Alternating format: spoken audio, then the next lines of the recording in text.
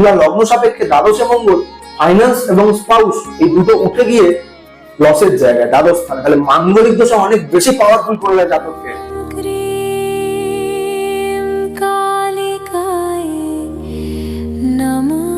নমস্কার প্রিয় দর্শক বন্ধু, আমি অ্যাস্ট্রোলজার শ্রী সুমন চন্দ্র, আর আপনারা দেখছেন স্পিচ অফ অ্যাস্ট্রোলজি। আজকে ভিডিওর থাম্বনেল দেখে নিশ্চয়ই বুঝে গেছেন যে আজকে আমাদের আলোচ্য বিষয় হলো ভৌমদোষ অর্থাৎ মাঙ্গলিক দোষ নিয়ে। প্রাচীন শাস্ত্রে একটি বিখ্যাত শ্লোক রয়েছে, লগ্নে ব্যয় চ পাতালে জামিত্রে চ অষ্টমী কুজে কন্যা হরতি ভর্তারং ভর্তা ভার্যাং বিনশ্বতী। দর্শক বন্ধু, এই শ্লোক থেকে এটা বোঝা যায় কুজ অর্থাৎ মঙ্গল গ্রহকে বলা হয়েছে।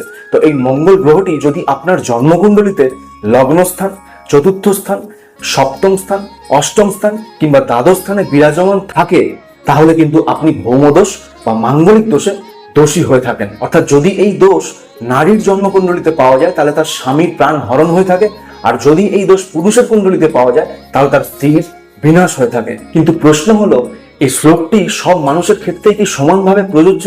উত্তর হবে অবশ্যই কিন্তু না। কারণ শুধু মঙ্গল এই পাঁচটি ভাবের মধ্যে যে কোনো একটিতে থাকলেই কাউকে মাঙ্গলিক বলা কিন্তু যায় না। প্রকৃত মাঙ্গলিক কিনা তা নির্ভর করবে তার জন্ম লগ্ন রাশির উপরে ভিত্তি করে। তো আজকের এই ভিডিওটিতে প্রাচীন শাস্ত্রের এই বক্তব্যটিকে আমরা জ্যোতিষীয় বিচার এবং বাস্তব অভিজ্ঞতার আলোকে জানবো।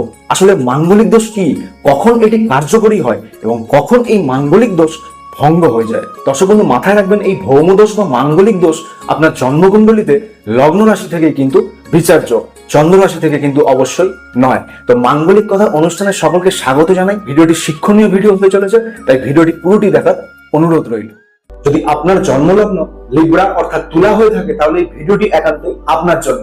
তো তুলার মানুষেরা মাথায় রাখবে, এই মঙ্গল গ্রহটি আপনার জন্মছকে প্রধানতম মারক গ্রহের ভূমিকা পালন করে থাকে। তো দ্বিতীয় পতি সপ্তম পতি হয়ে তুলা লগ্নে মাথার উপরে মঙ্গল প্রেজেন্ট থাকার কারণে সেই তুলা লগ্নের জাত ব্যক্তি অবশ্যই কিন্তু মাঙ্গলিক দোষে দোষী হয়ে থাকে।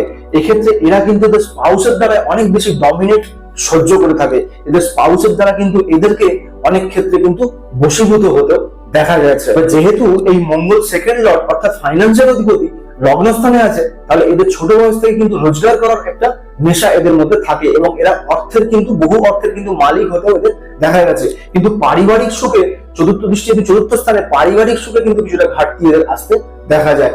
এরা অনেক সময় বহু ভূসম্পত্তির মালিক হলেও সেটাকে কিন্তু অবশ্যই ভোগ করতে পারে না বলে জানবেন। কিন্তু এই মঙ্গল লগ্নস্থানে যদি ধরুন দেখা গেল 0 ডিগ্রি কিংবা 29 ডিগ্রিতে প্রেজেন্ট আছে, অথবা এই মঙ্গলকে শনি, চন্দ্র কিংবা বৃহস্পতি কোনোভাবে দৃষ্টি দিচ্ছে, তাহলেও কিন্তু মাঙ্গলিক দোষে খণ্ডন হবে বলে জানবেন।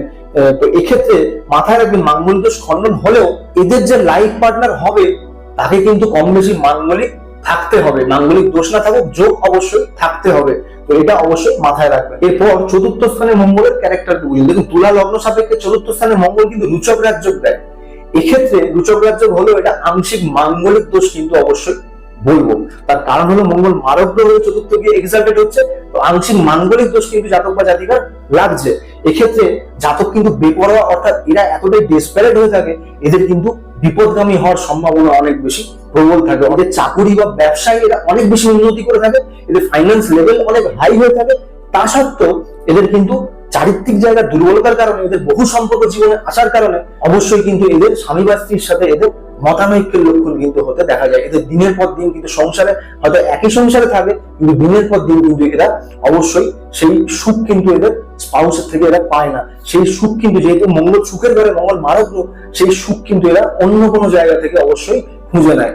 স্পাউসও কিন্তু ভবিষ্যতে গিয়ে নিজেরা কিন্তু অনেক বেশি বেপরোয়া বা ডেসপারেট হতে এদের দেখা গেছে। এরা নিজের বাড়িঘর, ভূসম্পত্তি সবকিছু এরা নিজের হাতে তৈরি করলেও, সম্পত্তি অনেক ক্রিয়েট করলেও এদের কিন্তু গৃহসুখের ঘাটতি হতে এই মাঙ্গলিক দোষ দেয় বলেই জানবেন। তো এক্ষেত্রে যদি এই মঙ্গল 0 ডিগ্রি কিংবা 29 ডিগ্রিতে প্রেজেন্ট থাকে তাহলে কিন্তু এই মাঙ্গলিক দোষে খণ্ডন হয়ে যায়। এক্ষেত্রে এই মঙ্গলের সাথে যদি গুরু প্রেজেন্ট থাকে তাহলেও মাঙ্গলিক দোষ খণ্ডন হয়ে যায়। শনি বা চন্দ্র প্রেজেন্ট থাকলেও মাঙ্গলিক দোষ কিন্তু খণ্ডন হয়ে যায়। এরপর সপ্তম স্থানে মঙ্গলের ক্যারেক্টারকে বুঝুন। দেখুন, লগ্ন সাপেক্ষে তুলা, সপ্তম স্থানে মঙ্গল নিজের ঘর।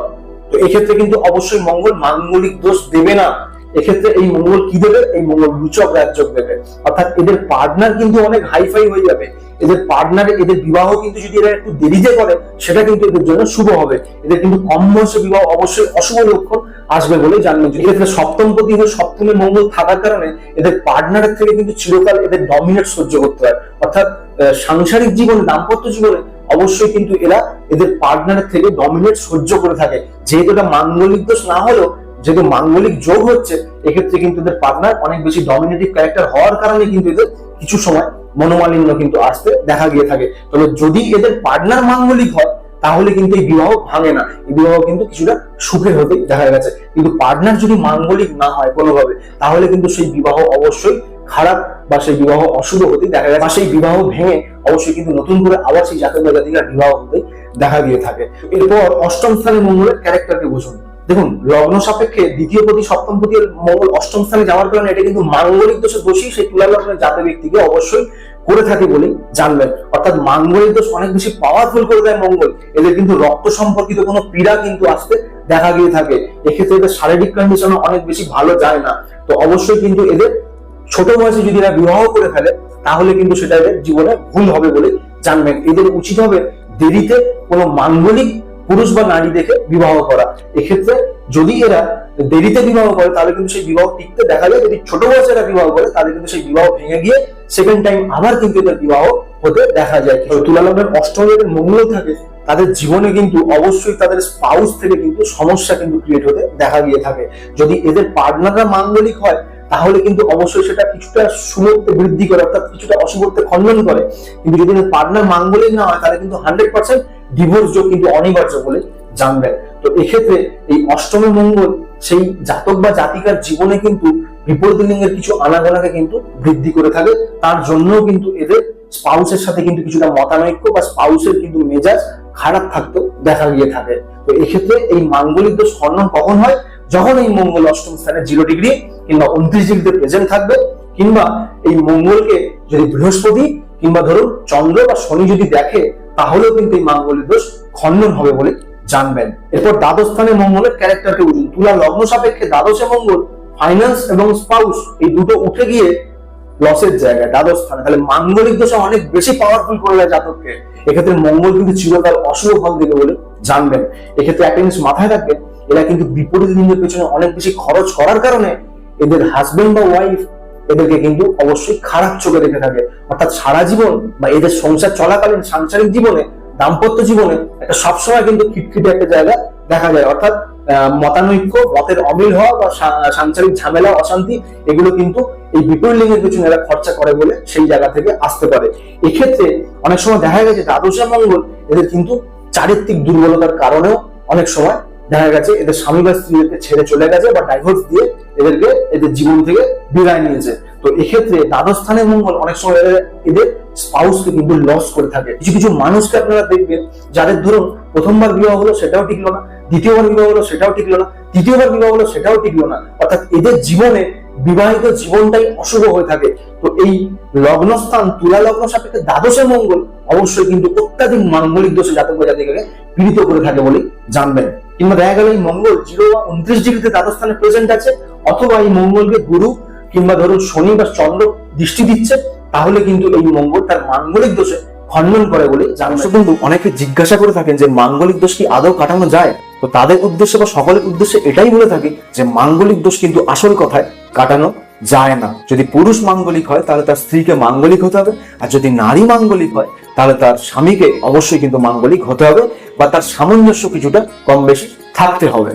আপনার ব্যক্তিগত জন্মকুণ্ডলিতে লগ্ন সাপেক্ষে মঙ্গল কোন ঘরে কত ডিগ্রিতে বিরাজমান, ভিডিওর নিচে কিন্তু অবশ্যই কমেন্ট করে জানাতে পারেন। দেখুন, মাঙ্গলিক দোষের উপায় অকারণে কিন্তু সকলকে করা দরকার নাই। এক্ষেত্রে আপনার লগ্ন সাপেক্ষে জন্মকুণ্ডলিতে যদি মঙ্গল গ্রহটি সত্যি দোষযুক্ত হয় বা মাঙ্গলিক দোষে অনেক বেশি দোষী আপনারা হন, তাহলেই কিন্তু আপনারা মঙ্গলের উপায় অবশ্যই সারা জীবন আপনাদের করে যেতে হবে। আপনি ধর্ম বা জাতিতে যাই হন না কেন, আপনাকে এই মঙ্গলের শান্তির জন্য অবশ্যই কিন্তু কোনো নিমন্ত্রিত জায়গায় যদি আপনি যান, তাহলে সেখানে লাল বস্ত্র বা লাল দ্রব্য অবশ্যই দান করুন।